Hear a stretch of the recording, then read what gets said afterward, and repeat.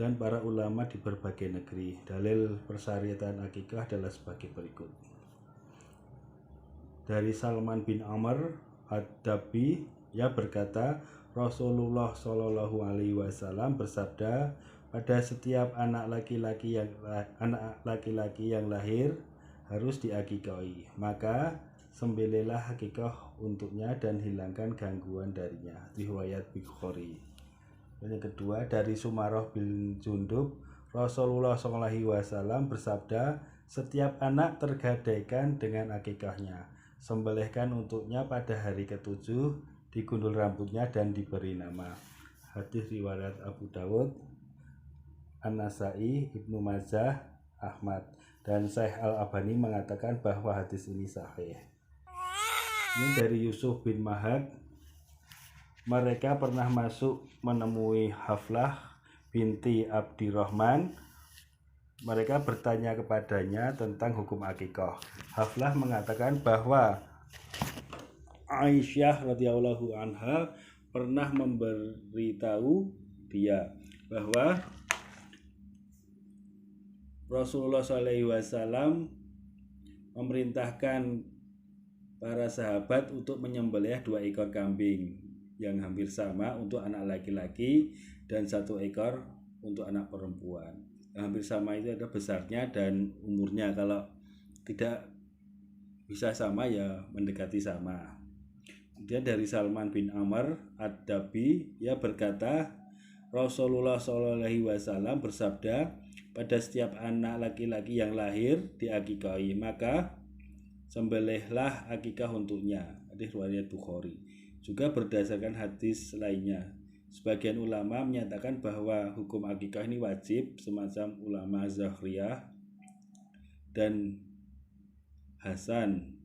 Sedangkan jumhur mayoritas ulama berpendapat bahwa hukum akikah adalah sunnah. Sedangkan Imam Abu Hanifah berpendapat bahwa hukum akikah itu tidak wajib dan tidak sunnah. Demikian dikatakan oleh Asy-Syaukani dalam Nailul Autar. Kesimpulan, akikah adalah suatu yang disyariatkan, tidak sebagaimana pendapat ulama Hanafiyah.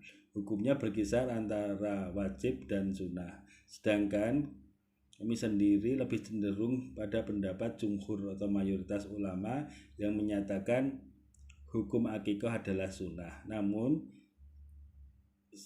sudah sepantasnya bagi orang yang mampu diberi kelebihan rezeki oleh Allah untuk tidak meninggalkan syariat yang mulia ini. Jadi sunnah yang ditekankan untuk bisa dilaksanakan. Kemudian, tips memilih kambing yang sehat. Kambing ini digunakan untuk akikah itu syaratnya tidak berbeda dengan kurban, dan kambing bisa diganti dengan unta ataupun sapi, tapi kebanyakan dari hadis-hadis yang ada itu untuk akikah kambing. Yang pertama, sudah cukup umur dan tidak cacat, yaitu tidak pincang, tidak buta, dan tidak buntung. Kakinya utuh semua, kuping utuh semua, ekor. Kemudian sehat itu dilihat dari suhu badan itu antara 38 derajat sampai 40 derajat. Suhu normal kambing berkisar antara 30 sampai 40 derajat Celcius. Jika suhu di atas angka normal, kemungkinan kambing itu infeksi atau ada yang sakit. Jika suhu di bawah angka tersebut, artinya kambing dalam keadaan sakit parah. Kemudian tidak lemah. Jadi kambing itu ketika sehat itu lincah, itu berdiri bisa lari ke sana kemari. Biasanya kambing yang sakit tidak mampu berdiri secara kokoh. Jika kambing berjalan sempoyongan atau pincang, atau tandanya kambing tersebut tidak sehat. Pada kasus yang parah, kambing malah tidak bisa berdiri sama sekali atau hanya diam dalam posisi tidur. Itu kambing yang lemah itu biasanya sakit. Dan tidak nafsu makan.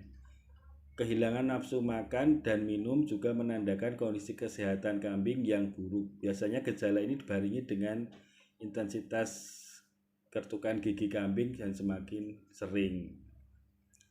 Kemudian tidak mengalami masalah kulit. Kambing yang sehat memiliki kulit dan bulu sehat pula.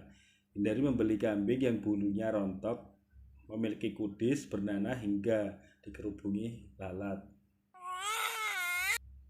Kambing yang sehat ditandai dengan buang air normal. Kambing yang sakit biasanya mengalami masalah buang air, baik buang air kecil maupun besar. Jika kambing kesulitan buang air kecil, bisa jadi tandanya dehidrasi atau masalah batu ginjal. Selain itu, kambing yang sakit akan menghasilkan bentuk feses yang cair atau mencret, tidak bulat menyerupai pil seperti biasanya. Kemudian kambing itu bersuara aneh. Kambing termasuk dalam binatang yang tidak banyak mengeluarkan suara. Jika kambing mengembik terlalu sering, bisa jadi kambing tersebut sedang lapar, haus, memasuki kawin ataupun sakit. Nah, itu ciri-ciri kambing yang sehat yang bisa digunakan untuk akikah. Kemudian tahapan penyembelihan. Saat menyembelih, berikut ini ada doa yang kita panjatkan. Bismillahirrahmanirrahim. Allahumma minka wa ala Allahumma taqabbal min hazi akikatu. Kemudian sebutkan nama si bayi. Artinya dengan menyebut asma Allah, Allah yang maha besar, ya Allah, dan untukmu ya Allah, terimalah dari kami nilai hakikahnya. Kemudian sebutkan nama bayi, bin atau bin untuk anak laki-laki dan binti untuk anak perempuan, karena nanti di akhirat kelak kita akan dipanggil sesuai nama kita dan nama bapak kita. Kemudian rangkaian akikah itu cukur rambut hingga gundul. Dalam kitab Al-Mazmu, Iwan Namawi mencantumkan pandangan kalangan ulama Syafi'iyah bahwa selain disunahkan mencukur rambut bayi, juga setelah itu disunahkan bersedekah emas atau perak seberat timbangan rambut bayi tersebut. Jadi nanti setelah dicukur gundul, ditimbang, kemudian disedekahkan dengan niat karena Allah, sedekah untuk akikah anak tersebut. Disunahkan mencukur rambut bayi pada hari ke-7 dari kelahiran.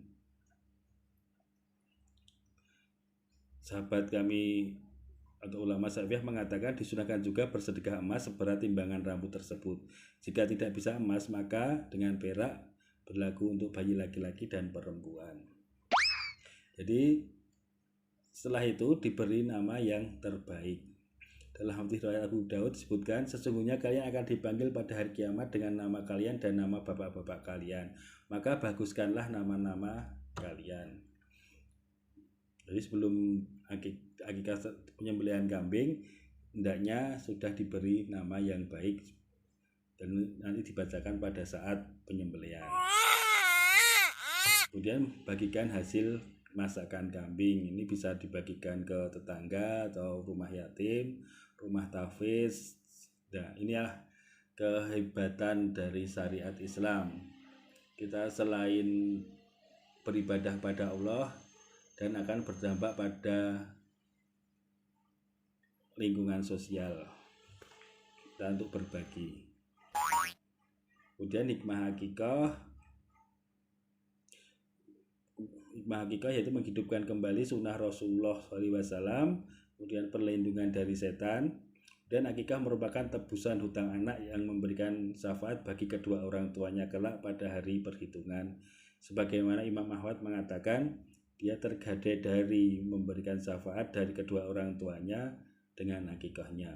Merupakan bentuk taqarrub atau pendekatan pada Allah SWT, sekaligus sebagai wujud rasa syukur karunia yang dianugerahkan Allah SWT atas lahirnya sang anak.